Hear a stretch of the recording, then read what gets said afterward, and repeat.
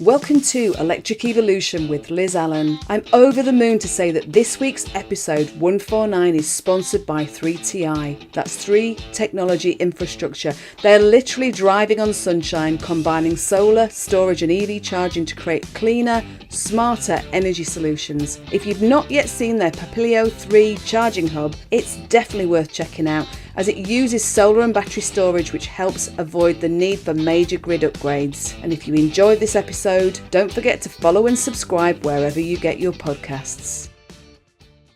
So on today's episode, I have with me Mark Potter, who is the Chief Technical Officer of 3TI. And I've been wanting to get you on here, Mark, for I can't even tell you how long. I've just not had the guts to actually ask you, which is silly, isn't it? Yes. Well, here I am, and thank you very much for having me. So, just to warn everybody, and this might make you smile, poor Mark has had a kite, a red kite, not a flying kite, as in it is, but it's got wings, landing on the roof of his office. So if you hear any noises, that'll be what that is. So It's true. You don't mind me saying that, do you? Hopefully. Fine, fingers crossed. So 3TI is a really, really interesting brand, interesting company. And for those of you who are watching and listening who don't know about 3TI, you really, really need to. And after this episode, I can tell you, you will know. So, Mark, can you kind of give me, let's start off with a little bit of your origin story, as it were. What is it that you did prior to working for 3TI? And what kind of brought you into what you're doing now? Because you've been there a little while, haven't you?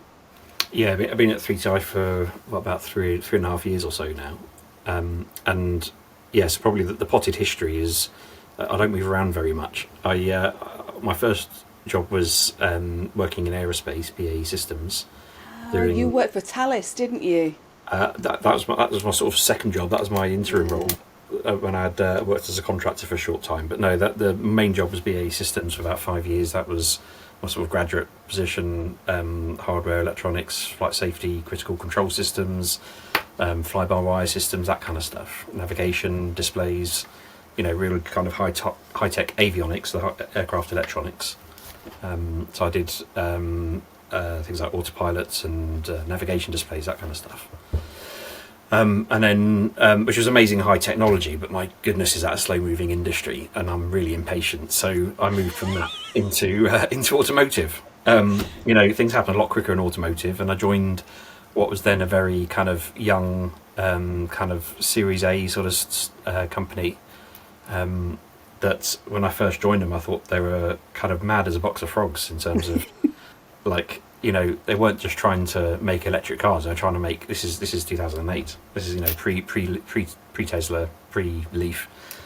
They weren't just trying to make electric cars. They were trying to make electric cars with in-wheel motors. Blimey. Okay. Which is blimey. Yeah. But I was there for 13 and a half years. I still believe very strong in the product that they were developing. The company called Protein Electric. Incredible technology. Ahead of its time in many ways, but I generally think that we will see that coming.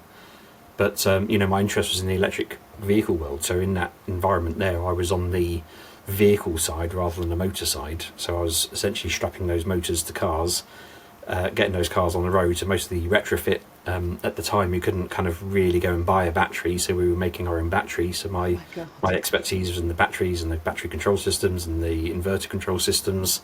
Wow. Even things like DC-DC converters and air conditioning and charging standards that make an electric vehicle an electric vehicle. So we were retrofitting where we did a Ford F-150 truck was my first project in America, in Detroit. Did a lot of time in Germany working on some Mercedes vehicles with a company called Brabus. So really kind of early stage electric vehicle world, before any of these production cars are really out there.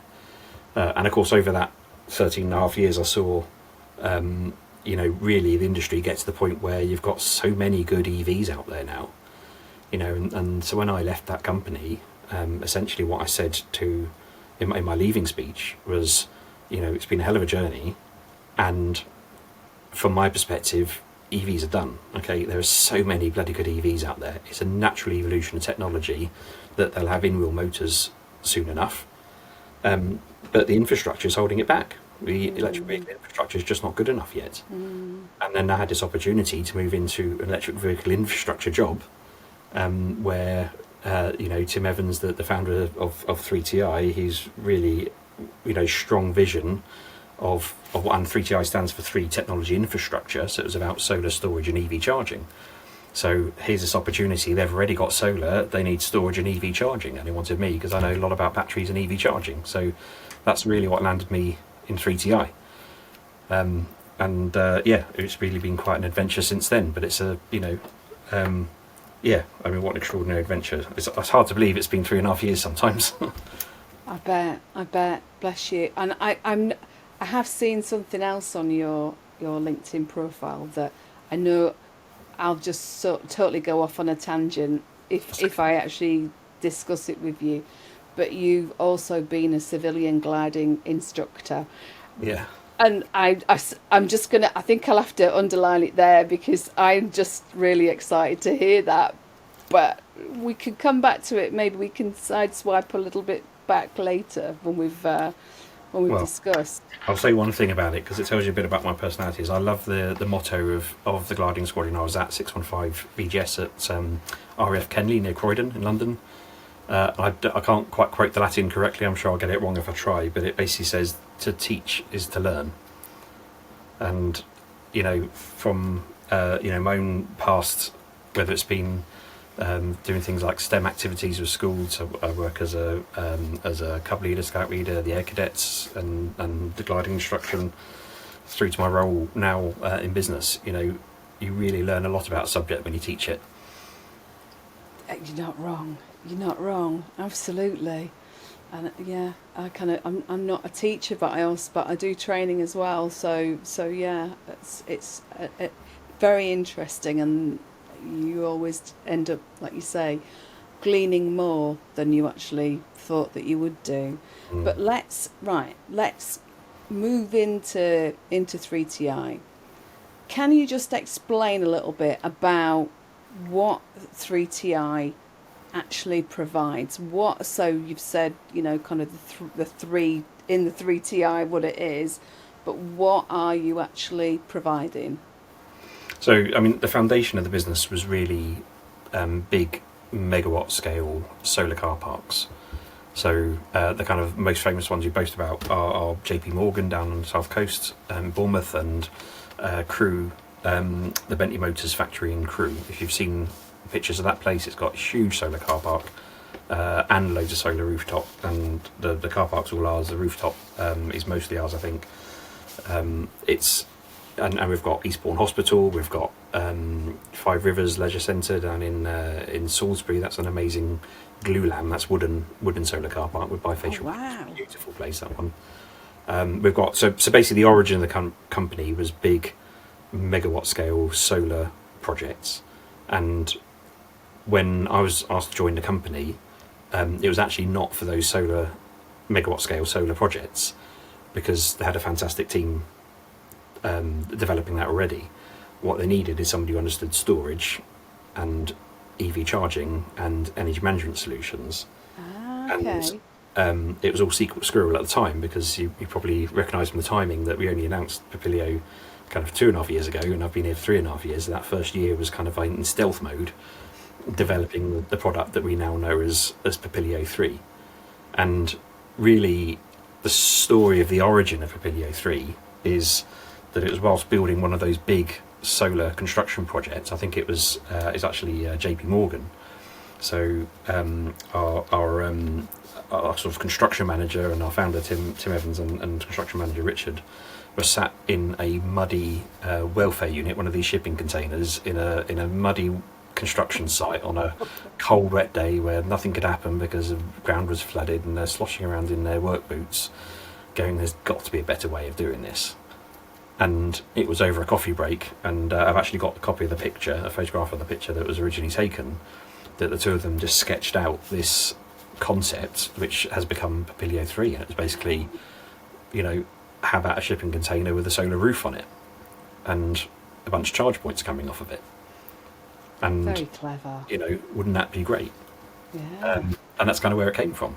So essentially, when I joined a business, they showed me this. Well, it's barely more than a sketch at this point. I'd kind of turned that sketch into a CAD model of sorts, but it was not engineered at all. And they said, "Can you make one of these?" I was like, "Yeah, sure." So we did. And take that concept. And really, it was about those construction projects take a long time.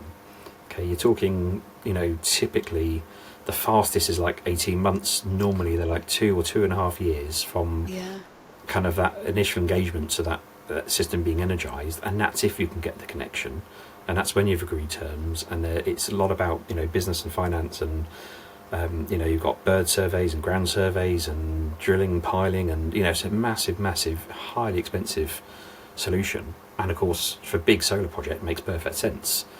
For accelerating the rollout of EV charging and accelerating the rollout of energy storage to deal with the renewable generation and the peaks from solar and from wind and from EVs, it just takes too long.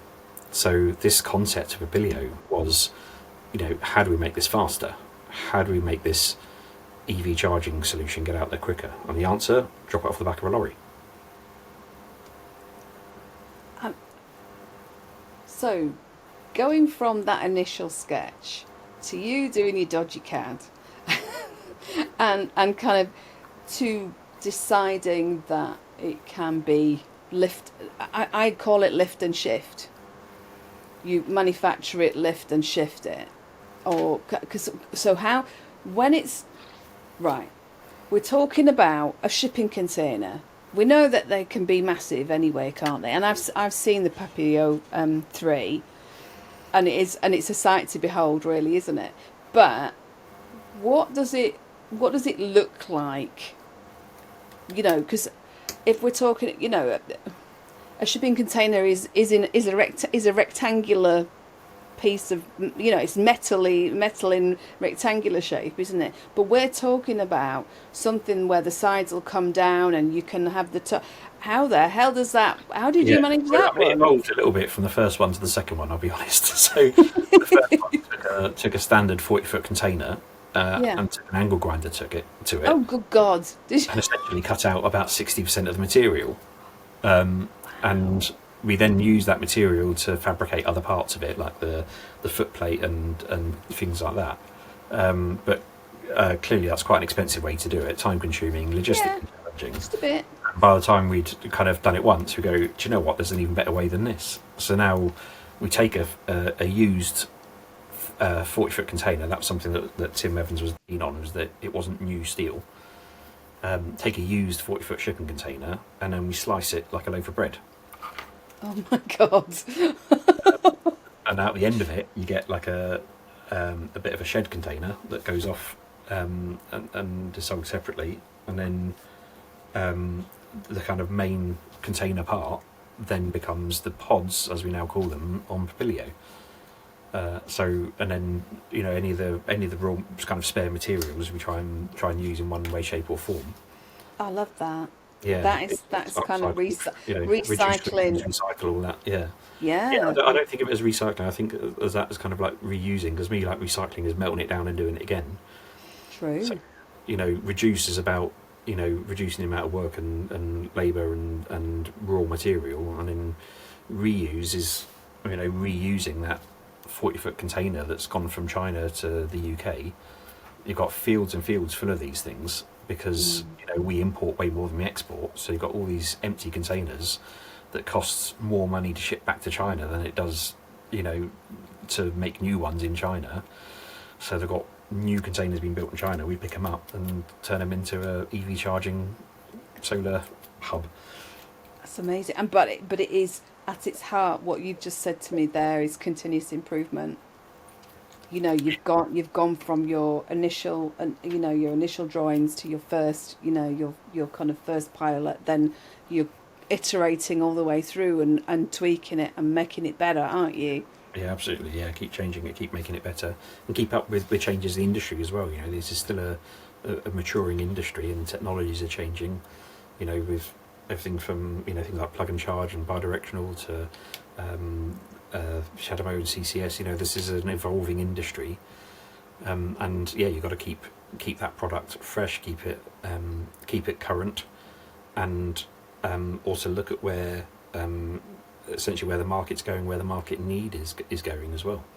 So very strong, as you probably guessed from my background. I'm very strongly technical, so there's a huge technical content, which is really the magic of Papilio. It's not just the concept, and it's not just a bunch of charge points screwed to a box. There's some pretty good magic inside it, and it's that magic inside it that is where the real value proposition comes from, where the USP, if you like, comes from. So okay, so how many in one of the units then? Just remind me, how many chargers can you fit in, and what power are we getting from them? Yeah, so it's 12 22 kilowatt 3-phase EV chargers. The AC style is the normal video. It has a roughly 20 kilowatt peak solar array on the top as well, so it's 42 solar panels, and essentially those charge points will support charging speeds up to 22 kilowatts. You probably know most vehicles don't actually take 22 kilowatts. Found that to my own detriment. If you want to be able to support both 7 kilowatt charger vehicles and 11 kilowatt vehicles, you have to support 22 kilowatt vehicles. It's a technical constraint. So we do 22 kilowatt to make sure that every vehicle gets 7 or 11. Unless it's hybrid, in which case it's limited to typically 3.6, but then it depends on the hybrid. So you've probably picked up EV charging is a little bit of a minefield of different standards and numbers, and it's a bit of a muddle trying to work out exactly how fast your car is going to charge. But we try and make sure we manage that complexity so our drivers get as much as their vehicle can take.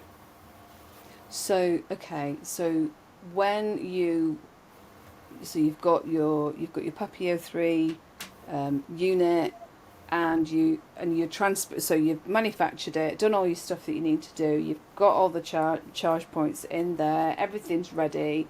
Then you're taking it to the site. How long from taking it? I'm assuming you've got to put it on a low loader or something like that. Yeah. How long does it take from getting it off that low loader to being ready and able to charge a number of EVs then? Well, officially we say it's 1 day. The reality is it's actually somewhere between sort of 4 to 7 hours, depending on So the very first one we ever did, the prototype, it was charging my car within 7 hours of the truck arriving on site, and we've only improved it since then. And sometimes, you get some challenges with, connections or something, some local issue that can put a spanner in the works. But, the model is drop it off the back of a lorry, plug it in, turn it on, drive away. God.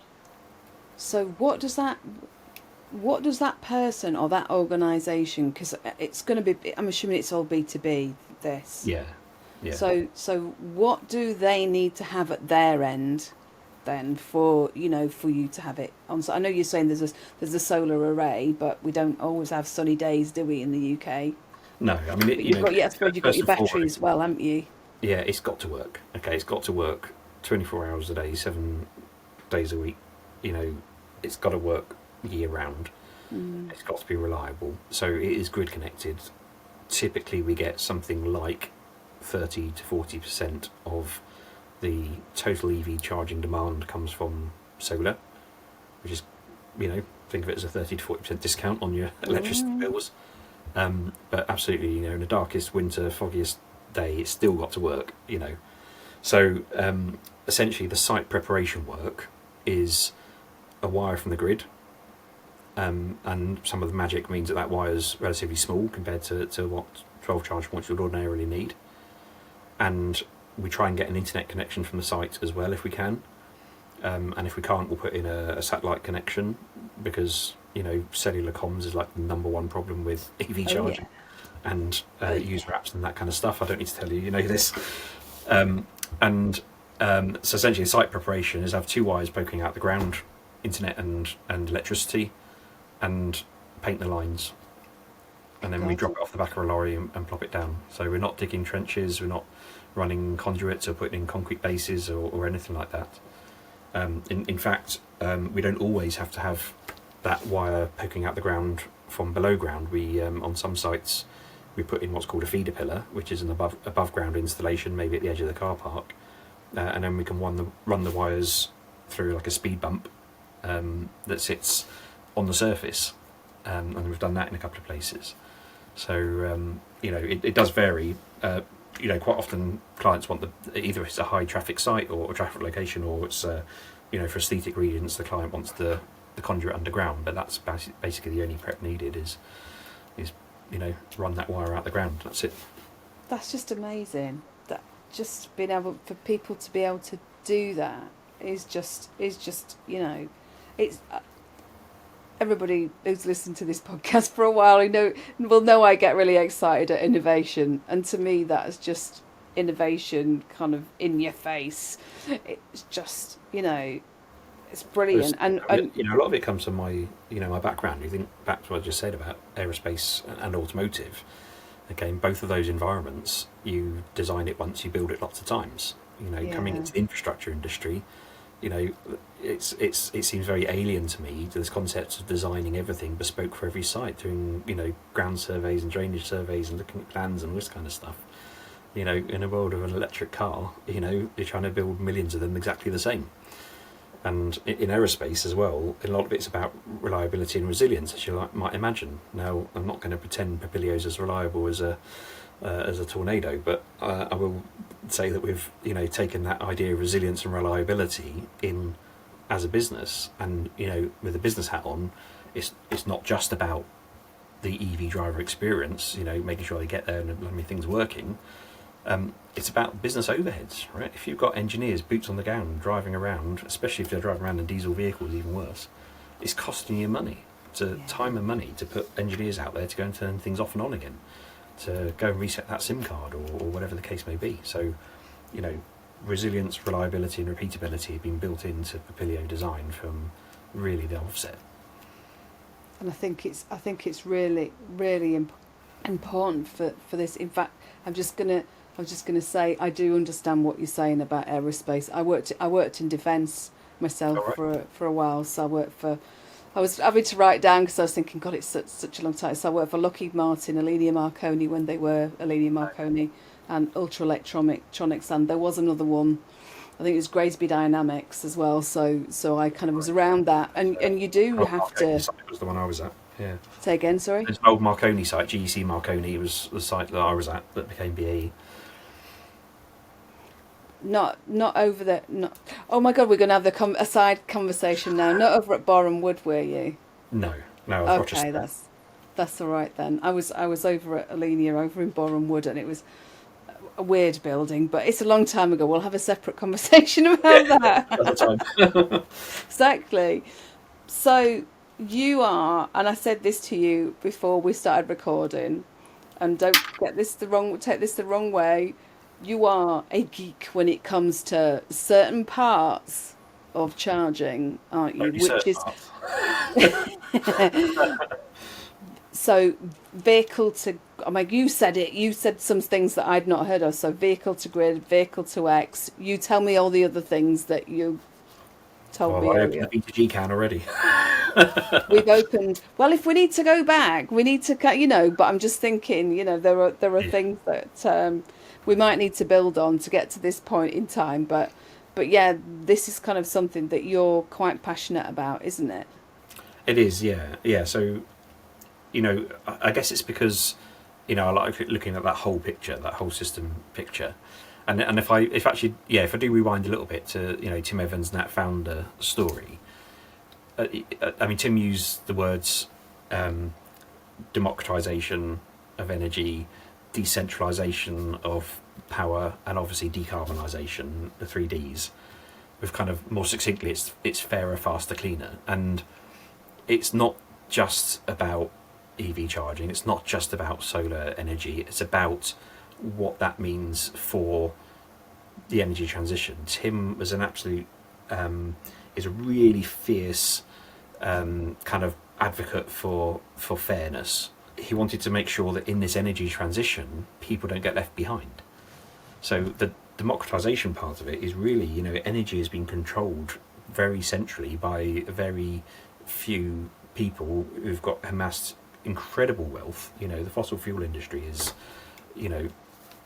unbelievable disparity in fairness that results in. And of course, we only need to open a gas bill at the moment to see just how painful that is at the moment, with these companies making record profits. And Tim saw 3TI as an opportunity to decentralise that control, democratise it, and obviously decarbonise it. So if you take the situation as it stands right now, have you got? I presume you've got EV charging on your drive at home with you, or are you public? Yeah, only? we do. So if you're charging at home, you're paying probably about 1/10 of what it costs to charge publicly at the moment. Yep. And Yep. that makes it essentially the prerogative of the rich, and that's not okay in Tim's book. And I'm 100% with him on this. Okay. I am too. I agree. It's not Yeah. fair that people who can't afford or don't have their own driveway have to pay 10 times as much for electricity. Quinton Willison, the whole kind of VAT campaign where even there's a VAT disparity. If you can't charge on your own driveway, you pay more tax. What? It's bonkers. So it really, Papilio came into this environment of that fairer, faster, cleaner mindset. Get it out there quickly. Put it avoiding the rapid charging world where inherently they have to be expensive because they're bringing in big network connections and batteries, God knows what else. Actually charge when you stop, don't stop to charge. If you're not parked at home on your driveway, where you're going to be parked, where you're going to be in a council car park, you're going to be in maybe an hotel car park. More often than not, you're going to be in a work or an office car park. Okay, charge when you stop. If that's where you're parked, plug in and charge there, because it's going to be a lot cheaper than rapid charging, and it's a lot more convenient, and it's a lot nicer, and it's more friendly for the environment, and it satisfies all those needs. So really, that's kind of where the foundation of the business was, and the kind of ideology that goes behind it. And V2X for me is the natural continuation of that. Okay. Now, if you get like a home solar system, solar installed, lots of people are getting them with batteries as well. Yeah. So I don't know. You get what's the latest Tesla Powerwall? Something like 13.5 kilowatt hours. Oh God, we've not got that. We should have got a bigger battery. So we've got 9 solar panels. We've only got like a 4.5 kilowatt battery, but we've got a heat pump as well. Okay. So 4.5 kilowatt hour battery that you've installed with that, and a 9 kilowatt solar. Your electric vehicle has got at least a 45 kilowatt hour battery in it if it's an Nissan Leaf. I've got. It's 38.5 on our Ionic, so yeah, it's just sat there. It's been sat there for a few days, and it drives me mad thinking, oh my God, why can't we use it? Almost 10 times the size of the home storage battery, and you've spent probably 6 or 8 grand getting that home storage battery put in, and you've spent 30 grand or whatever on a car, and you can't use its battery. And especially in this world of working from home, or in this world that we envisage where you're charging at work off the sunshine. So Tim Evans, one of the last things he did before he died was trademark driving on sunshine. So that's ours. That belongs to 3TI. I love that. I love that. He was such a force to be reckoned with. I met him a couple of times, Mark, and what a man. Honestly, he did not mince his words, did he? Really? No, he didn't. And I dare say I channel my inner Tim sometimes as well, as I think of it. But anyway, so he, his kind of view of the world is like, okay, so you've got your car at work, soak up some sunshine at work, and take it home, all right, and run your house off of it. Yes. Right. So that helps everybody. You're driving home anyway. You take the electricity with you, and then charge up off cheap hydro and wind overnight, take it to the office in the morning and avoid these gas peaking plants which are turning on at 9 a.m. and 4, 5, 6 p.m. that are running your electric showers and your office plants and all that kind of stuff, and your rapid chargers.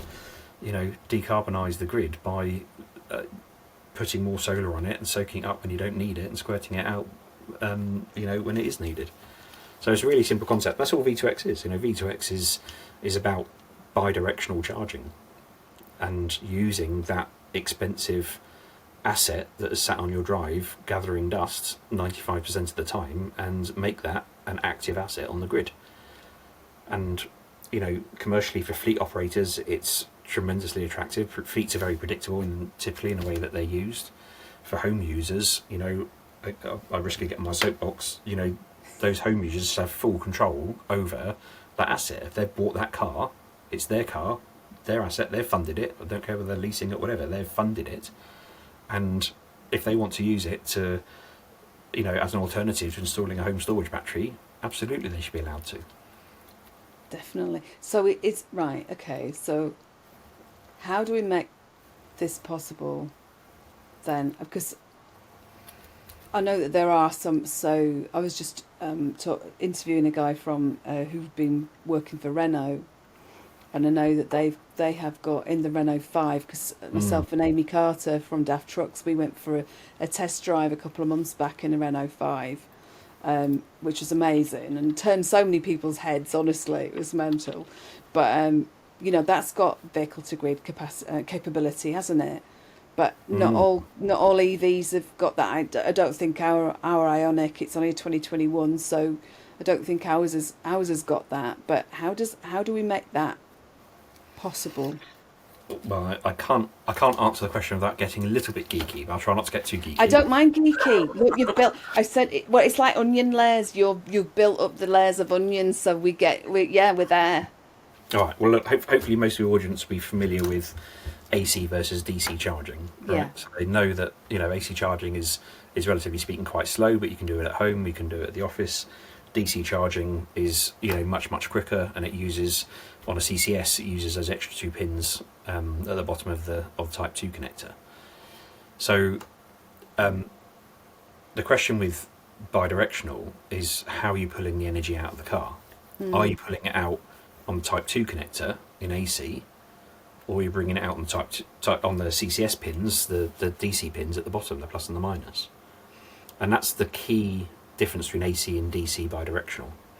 So with AC bidirectional, as with AC charging, the conversion from the electrical grid AC to the battery DC is done on the car using OBC, the onboard charger.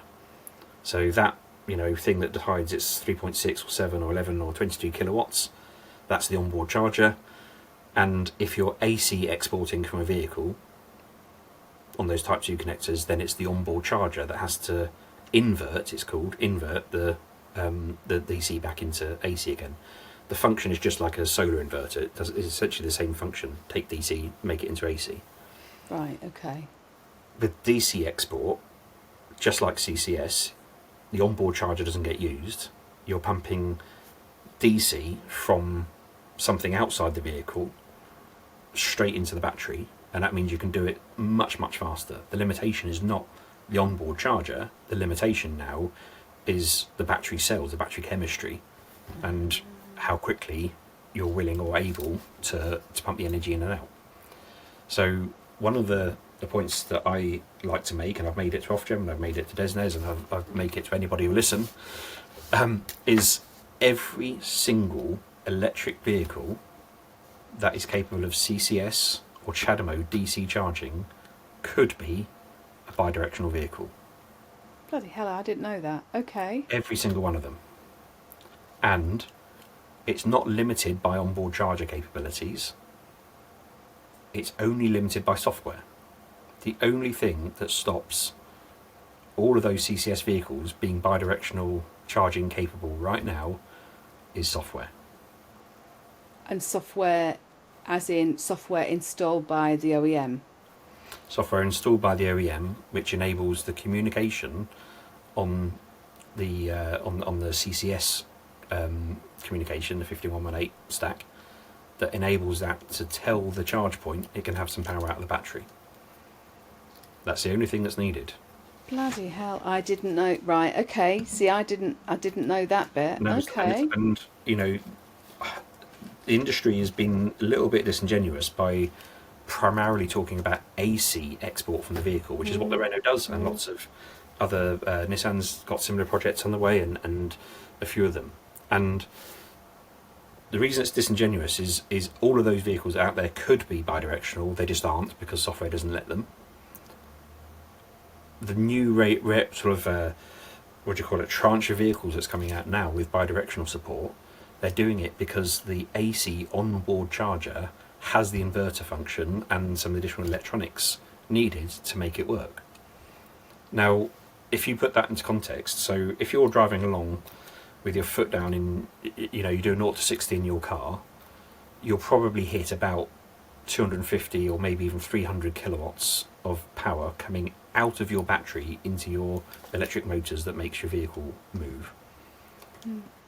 If you use an OBC, onboard charger, to export power from your vehicle to the grid, the maximum it's going to be able to do is probably 11 kilowatts out of essentially the 250 kilowatts that the battery is capable of discharging. Now, of course, the battery can only do that for a few seconds, but the reality is that onboard chargers, if you're using the AC export, you need to have a lot of vehicles coupled together, if you like, all connected to the grid at the same time, so millions of vehicles, or at least hundreds of thousands of vehicles connected to the grid at the same time, providing AC export to make anything like a significant difference in renewable. With DC export for the vehicle, it could be far fewer. So to put that into context, if you take a typical, the Renault 5, I think that will do 3.6 kilowatts, single phase, 16 amps on a G98 approval. You could do 30, 40, 50, 60 kilowatts, arguably, from a DC export. The limitation is what's on the wall that's pulling it out. Grief.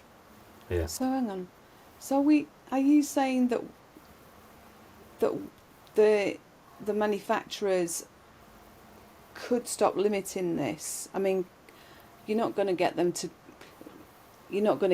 kind of recall, are you? Unless it's mandated or anything like that to actually make it. I've heard this argument, but I've called it out. Okay, I used to work in the automotive industry. All right, first of all, Tesla can do OTAs. Why can't others? Okay, and it is just software. Now the real question is, why won't they? Have you got any thoughts on that one? Well, the answer is probably, why would they? Okay, because they're more interested in selling the next model and the next vehicle, and more importantly, and sorry for getting on my soapbox over this. I don't care. Soapboxes are good. The financial incentives are not there. There's no motivation at the moment for any of those OEMs to go and essentially retrofit OTA or on a rookie or during a service or even as a paid for upgrade to enable those vehicles to work bidirectionally on DC. Why would they? When they've got AC export from the vehicle is in control of the revenue stack. Same as plug and charge. Why do you think they're so keen on plug and charge? Okay, because the vehicle controls the revenue stack. If the vehicle is managing the transaction, a financial transaction, they can cream a few percent of it off. Okay, it's not coincidence that these OEMs have gone and set up what's called a VPP, virtual power plants, in lots of different countries. It's the OEMs are in control of the revenue stack for the battery that you've bought and paid for. Jesus. So, but okay, are there? This is going to be a really naughty question. Are there companies out there that can do this, as in that can, yeah? Yeah, absolutely, and we're one of them, but we're doing it. But the issue is, essentially, V2X has been done, or V2G has been done on DC export from vehicles for 2018, I think, was the UK trial that really proved it. That's how long ago it was. Good. This is Indra. This is Clay Miller, and I've forgotten the name. What it was called? Paraloop, wasn't it called? So that's, this is a long time ago, and that's because CHAdeMO, the protocol on CHAdeMO, essentially enables bidirectional. So Nissan Leaf and the ENV200 has basically been used for every bidirectional trial ever since forever, because CHAdeMO enables you to do it, and it's CCS ISO 5118-2 now -20 that is required, and unfortunately there's no sort of like mandatory compliance. This is what I hope that Ofgem and in particular Ofgem's more about regulatory stuff. That DESNES would really try and force a mandate that says if you are going to support bidirectional AC charging, you must also support bidirectional DC charging.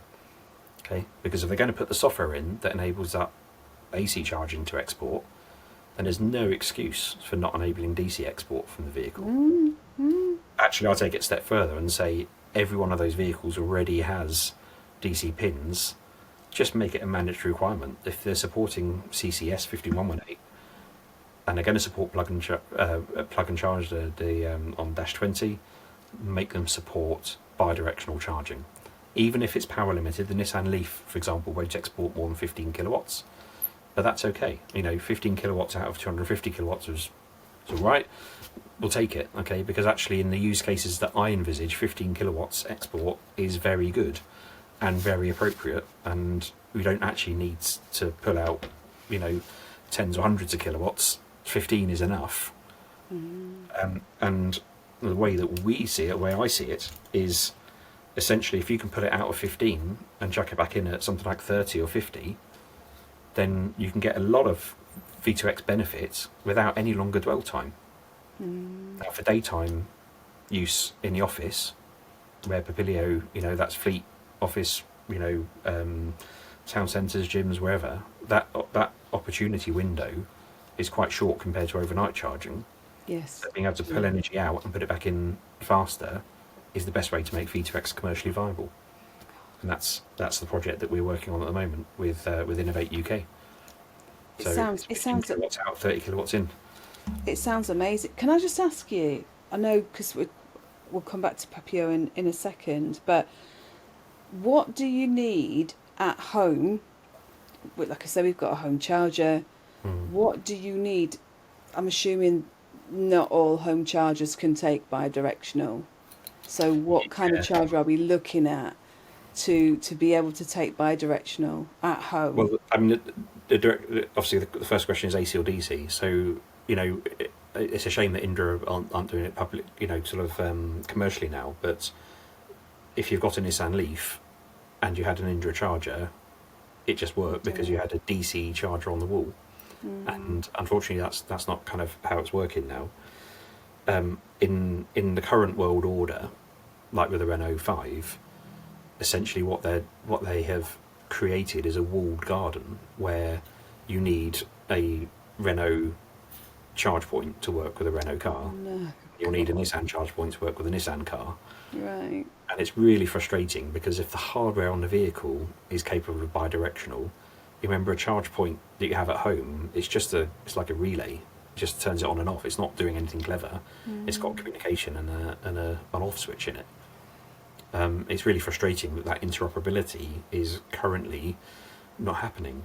So, when somebody changes their vehicle from, a Renault 5 to a Nissan, they're going to have to change the charge point on their wall if they want bidirectional. And that's ridiculous, isn't it? I mean, unless they throw that in with the cost. Yeah. Which, because if you're buying it outright as kind of like a car buyer, then you're looking at kind of including fitting, it's around £1,000, isn't it? £900 to £1,000 or whatever. But actually, why should you actually have to do that? Just to be able to get V2G, it just seems a bit. It seems mad. And of course, the control over it is still rests with the OEM in that environment as well. So, what percentage of grid flexibility revenues you get, if they even tell you that they're creaming them off, because that's even that's obfuscated at the moment, and I'll get my own rant about that as well if you're not careful. It really is a bit of a wild west at the moment in the world of AC, and I think it's a real shame because it's a bit like the Betamax VHS war of the past. You know, it's going to result in electronics waste. It's going to result in consumer frustration. It has already resulted in a decade of delay getting this technology out there. And, you know, it's going to be like, you know, the broadband mis-selling kind of saga. And, you know, how many times do we have to learn this same lesson that, you know, eventually people are going to find out that you're creaming money off of this situation, that you're forcing them to do things which are completely unnecessary from a technical perspective. You know, and don't get me wrong, this is not a new trick, right? You know, if it's nothing to do with EVs. Like, you know, it wasn't so long ago. Well, in fact, I think it still is the case now. You try and take a wing mirror off a car in a scrapyard and stick it on your car because yours got smashed. It won't work. Why not? Well, because the OEMs have coded that mirror to that car to make you buy a new mirror. So it's not a new trick, you know. It's just OEMs doing what OEMs do, which is maximise their through life product benefits, because people are driven heavily by price when they buy a vehicle. You know, you've been in the EV world. The TCO case for EVs has been there for 5 years or more now, but people still complain they're too expensive to buy. And you know, when you're a Mercedes, when you're a Ford, people are buying your products based on the cheapest possible. And they have to get through life income in the OEM world. You have to get through life income from that vehicle through, you know, parts and servicing to kind of subsidise the cost of the vehicle in the first place.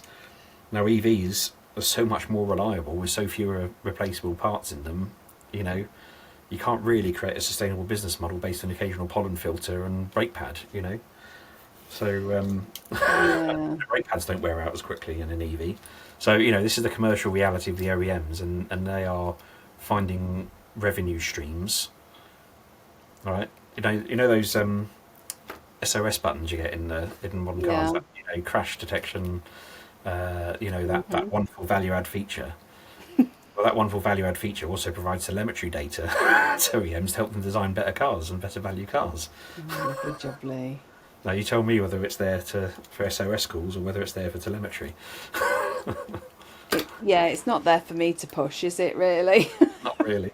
But we'll explain why we've got communications equipment in the car by giving you that option. Yeah. Do you think they're really paying for those SIM cards, you know, for 10, 15 years of the vehicle's life out of the kindness of their hearts? No, and they, you know, I suppose it's like anything, isn't it? Businesses are wanting to make money, but like you say, if people, as and when people realise that they're kind of being sort of being tied up, you know, tied into a contract of something, that's just that, like you say, it's gonna kick off big time, isn't it? Really, I think it will kick off and it will result in frustration and annoyance. But you know, to present a balanced view here, it's still better than not. All right. So, you know, if somebody offered me, a Renault 5 is a great car to start off with. If somebody says, you know, you'll have to buy a new charge point to use bi-directional, well, look, it's going to cost me £6,000 to put a battery in, or it's going to cost me £1,000 to buy a Renault compatible charge point. And you know what? When I sell that vehicle on, I'll chuck in, I get £500 back by chucking in the charger, assuming that is that I've not stuck with the Renault charger. So, you know, whilst it's a bit annoying, and it is kind of the way that, you know, free running you know, economies work, at the same time there's still more value in having it than not having it. And in time, you know, standardization will occur, interoperability will occur, you know, and you know, these problems are transitionary issues. And I would one of the expressions, I'm sure you've heard it before, but Tim used to say, it's one of our sort of corporate kind of intro slides, was the best time to plant a tree was yesterday. The second best time to plant a tree is today.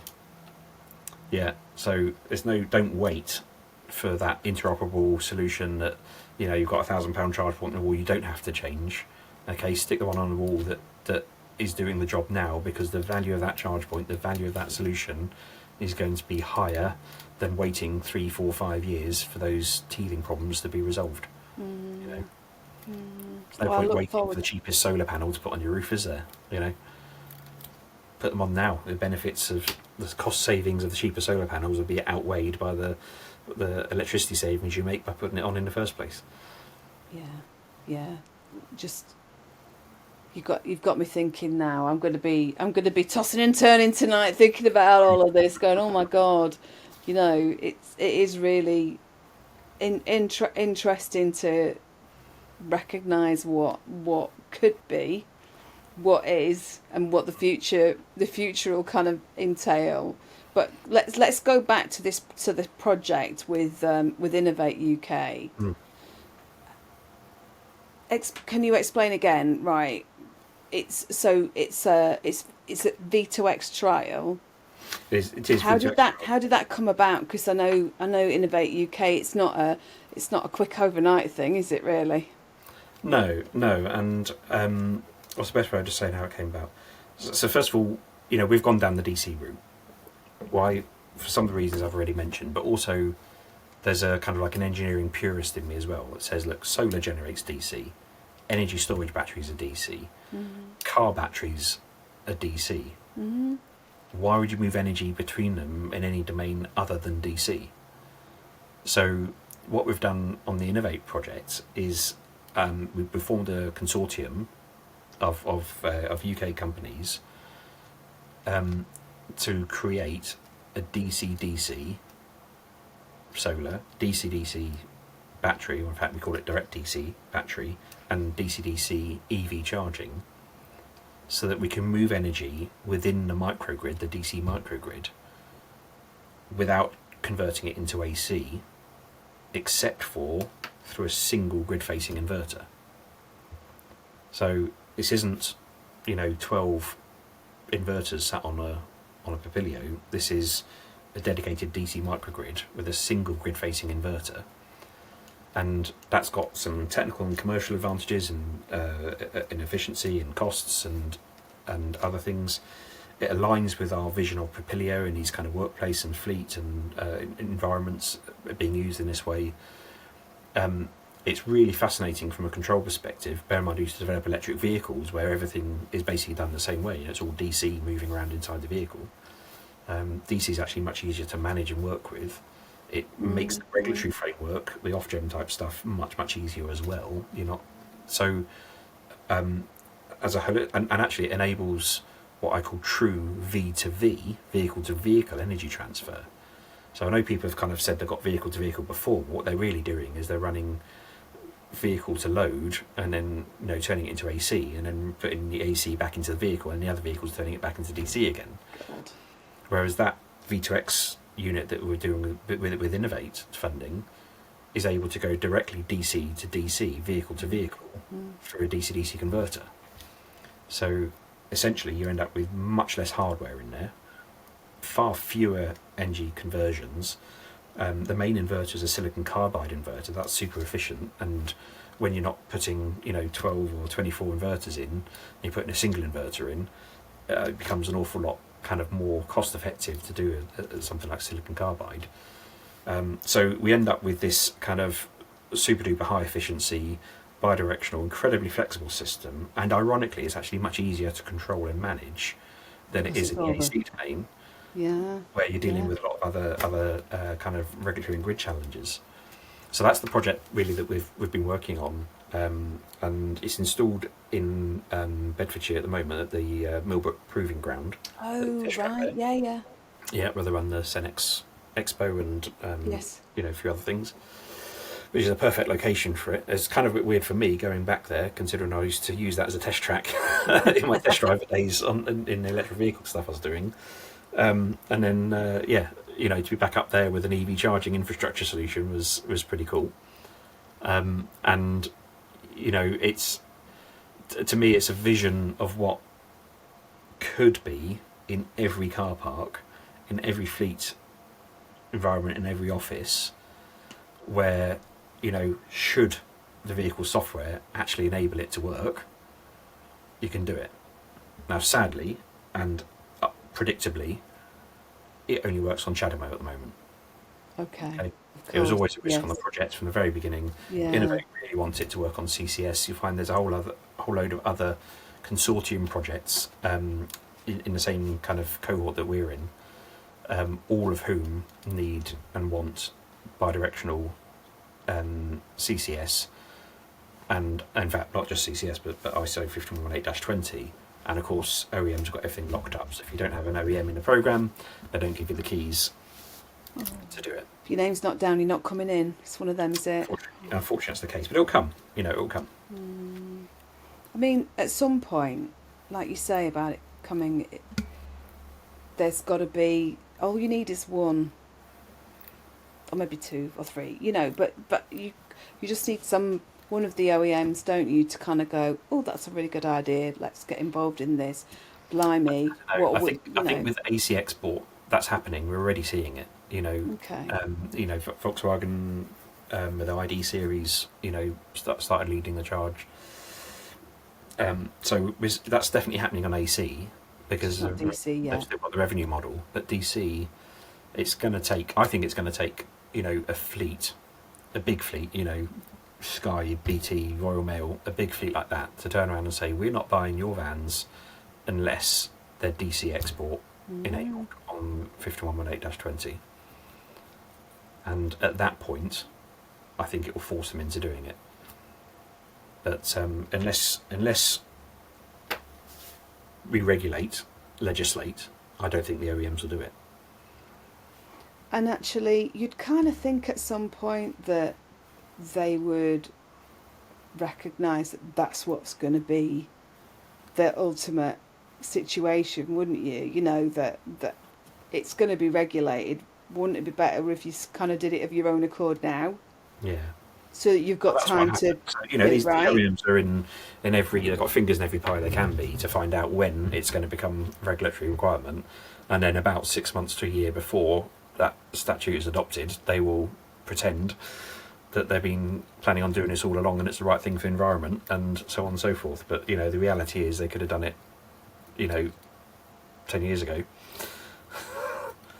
As those first EVs were coming out, V2G, like, I know it's very exciting and people talk about it a lot, but it has been around for a long time. It is a natural and obvious way to maximise utilisation of those assets, maximise the value of those assets, and that's why CHAdeMO had it built in from the beginning, and it's just a crying shame. And remember that CHAdeMO is really only mandated in Europe. Sorry, CCS is really only mandated in Europe. So CHAdeMO is widespread in Japan and reasonably so in America and in Australia. And so this is kind of like a bit of a local problem that's really hindering V2X here. That's a real shame, then, isn't it? I mean, looking at yours and Tim's vision of democratizing and oh God, I'll get somebody else's teeth in. Yeah. That word. That's what I read today. But democratization, darling, that's the word, you see. But how?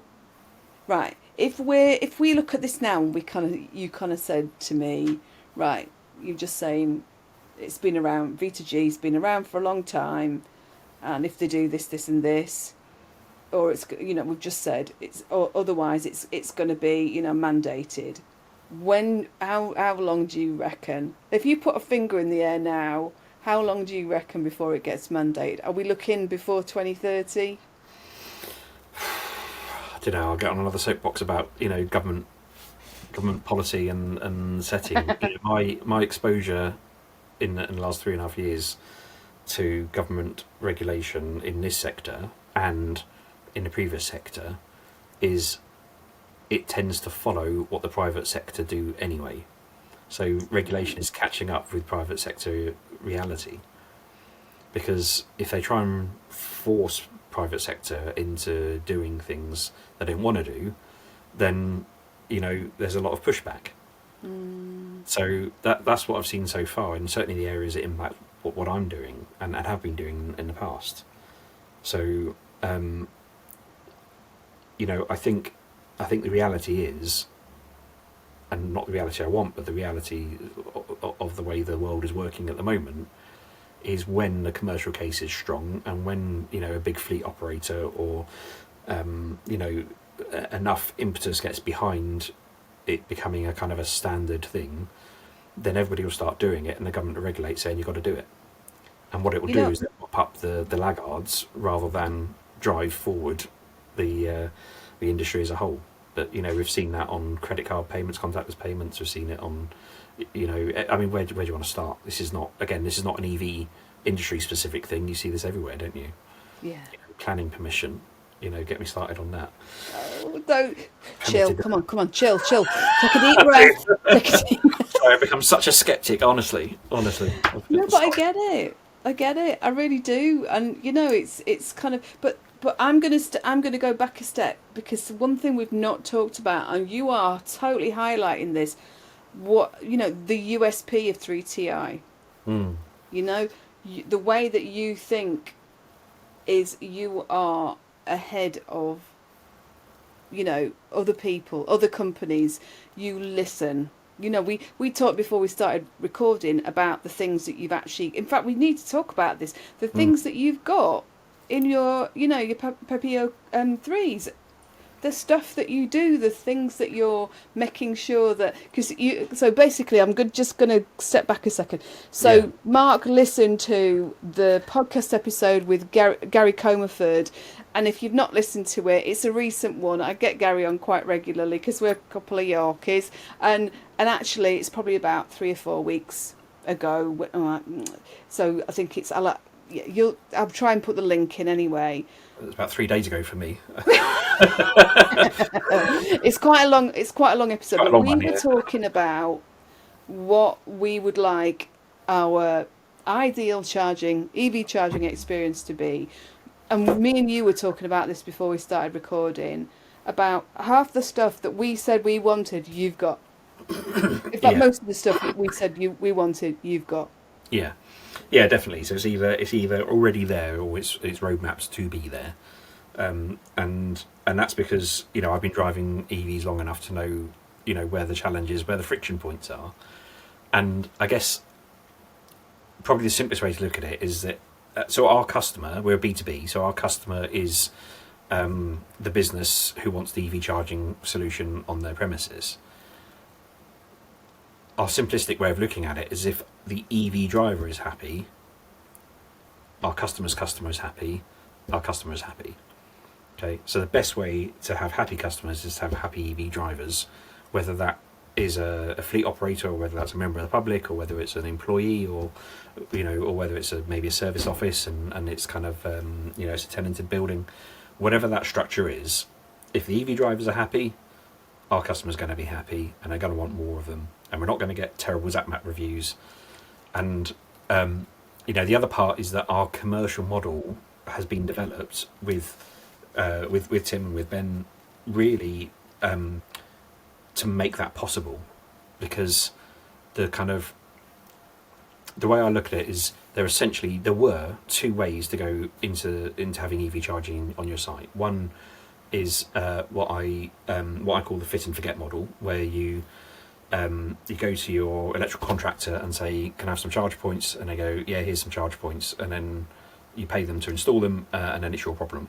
And then you got issues with reliability, you get expensive grid connection upgrade, you get, you've got all the headaches of how you're going to work out payments and terminals, and you've got maintenance issues, and you get O&M contracts, and you get, it's a nightmare. And not to mention the civils work involved in digging up trenches and all that. I'm sure people have an idea what that looks like. And then the other business model is the what people normally call CPOs. I try and call them networks, the charge networks. This is your Ionities and your pod points and your grid serves, big. And essentially it's a commercial difference where they're operating the charge point, you're signing over your land to them, they're paying for all of that stuff, normally, and they're then operating them, and then they're making profits, and then trying to repay the cost of that installation through their profits, their life. And necessarily, if you're a charge point network, you need something like at least a 10-year, probably a 15 or even longer year contract on that land, because that's how long it's going to take you to get your money back.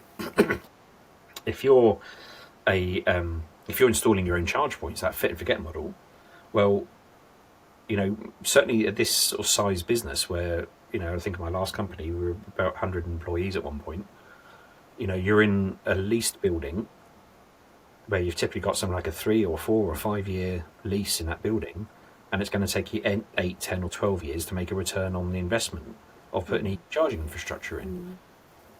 So that way your landlord's going to benefit from the installation that you've paid for, and it's only going to be a cost to your business. So that's why that workplace destination space is so hard to use those two kind of traditional business models that have existed. So something that Tim and Ben as the COO worked on really hard is to get a commercial model that enables, because faster isn't just about the technical bit dropping it off the back of a lorry. Faster is about how can you make that commercial model fit for them. Well, the answer was the asset is ours, so 3TI can build that asset, drop it off the back of a lorry. The installation work, that kind of one wire sticking out the ground, that is much, much lower cost from the infrastructure perspective, so the investment the site needs to make is much, much lower. The Papilio 3 asset, essentially we can put it on a much shorter term contract, because if that client moves out of that site, well, first of all, if they've bought the unit, we can transport it to their new site. If not, if they're renting it, they can just give it back to us, right? And then we'll go and rent it to the next person. There's one less unit we need to build to satisfy a client. So that is like a really simple. It's no different to leasing cars, right? It's in that sense, it's a really simple business model that means that you can have it within your lease terms, or you can buy it and move it if you want to. And by the way, it's a lot cheaper and a lot easier to install. So a big part of the USP is that business model that supports it, that Tim and Ben developed. The other big part of the USP is the uber geeky technical stuff. So I know I've geeked out on V2X already, but Papilio itself is heavily geeked out, and so what's in the box means that it's very much more reliable, lower O&M costs. It can go in. We can get more charge points in for a given sort of supply capacity than others. The combination of that commercial model where we're going in behind the meter means essentially we don't need a new connection or new capacity from the grid. We can use or even upgrade existing capacity, and of course having solar and storage effectively provides the ability to boost the available power on site, do things like peak shaving and load optimization that enables that facility to go in much more easily than you could if you just looked at solar or just looked at storage or just looked at EV charging. So that's really the vision of 3TI, that 3 technology infrastructure, which I joke is it's more about 8 technologies. But anyway, 3 technologies that make it possible. It's really about having smart control systems and software. My background is very heavily software, electronics and electrical. So having that smart stuff in the box is actually what makes Papilio such a good value, and able to be dropped off in that particular way, and able to realise that value. And I'd love to tell you all its secrets, but then I'd have to kill you, so I can't. No, and I don't want that, really, because I've got other people to interview as well. Sorry. Oh, no, this is just, like I say, I haven't actually, I don't think I've seen Papilio 3 in situ in a business, but I've seen it when I've been to kind of like everything electric and things like that. And it really is kind of just innovation in the making, and the fact that you can just move it on, and it just makes so much sense. It really does. I think your description earlier of the onion is perfect, right? You can take a look at it and you get it, and then actually when you start peeling back the layers and you see what's beneath it, you'll find there's some really good stuff beneath it as well. And that's I think that really helps our customer journey. It helps our kind of our business and investment strategy as well. Is that it's fully kitted out, maxed out, it's full of tech. So I'm going to ask you one final question. Okay, what message would you share with kind of the listeners or people who are watching, whether they're kind of energy geeks, whether they're drivers, whether wherever they are, about building a smarter, cleaner kind of future? Obviously come and buy Papilio 3. Absolutely. Yeah, come on now. Yeah. Get your procurement contracts ready. Absolutely. Sign here. That's where you need to sign. Yeah. You'll get it in 5 days, I can tell you that. Take credit card payments.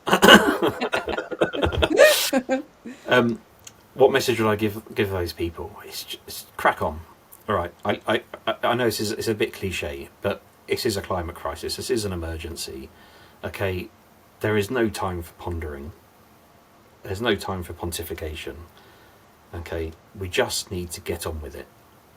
Okay. The technology is there. The TCO on EVs is there.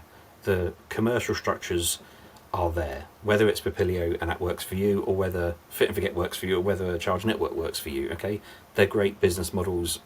There is no reason not to crack on and do it. Just do it. Lack of no procrastination. Yeah. Just like you say, we have to do this, and everybody can do something. One of my favourite musicians, Maxi Jazz, said inaction is a weapon of mass destruction. Yes, and it is. People don't realise that actually there is a lot that you can do just as one person. Yeah. But it's identifying those things. You don't have to be, kind of spending thousands of pounds. But actually, if you're in a position to kind of be encouraging the businesses that you're working for to go this direction. Yeah. Just do it. A good decision today is better than the best decision tomorrow. And genuinely, that is why we came out with this commercial model that we've got. Is you're making a decision for a few years, not for 15 years, and hopefully that can overcome the procrastination. I think it's a really brilliant kind of innovative concept, and we want to see lots of these. Out in the wild, love. Out in the wild. So do I. I said I kind of go like hotcakes at the moment, which is brilliant. And that's good. Yeah. And, it's a good problem to have when you're kind of when lots of people are going for them. So listen. On that note, Mark, I'm just going to say thank you.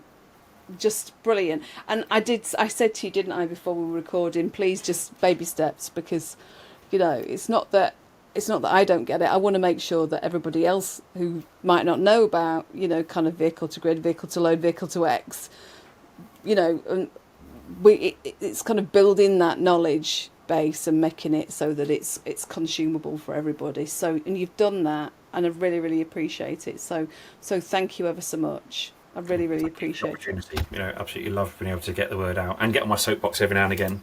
Hey, listen, I do plenty. We can both be on a soapbox together at some point soon, yeah. That's what I call channeling my inner Tim, because he didn't hold back, and I also don't hold back anymore. But that's absolutely fine. You've got to speak your truth, so totally get you. So on that note, I'm going to say thank you to Mark. I'm going to say thank you to everybody for watching and listening. Please like, subscribe, kind of share with your fellow friends, Romans, countrymen. No, that's wrong, isn't it? But anyway, share it, like our podcast page on LinkedIn, all of that gubbins. But and you're going to have all your details are going to be in the show notes, so don't worry. So keep an eye out for have a look in the show notes, everybody. You'll get all the links to 3TI and to Mark's LinkedIn page and all of that kind of wonderful stuff. But on that note, I'm going to say thank you to everybody for watching and listening, and I will see you later. Bye. Thanks for watching Electric Evolution with Liz Allan. If you've enjoyed this episode, please like this video and subscribe to the channel. If you're a charge point operator, local authority or stakeholder in EV charging, I'd love to talk to you about our Charge Point Evolution framework. It's designed to help you create a seamless EV driver journey, boost utilisation and maximise your return on investment. Alternatively, if you know someone who'd be a great podcast guest or might be interested in sponsoring an episode, you can email me on liz@fullcircleci.co.uk. Thanks again for watching.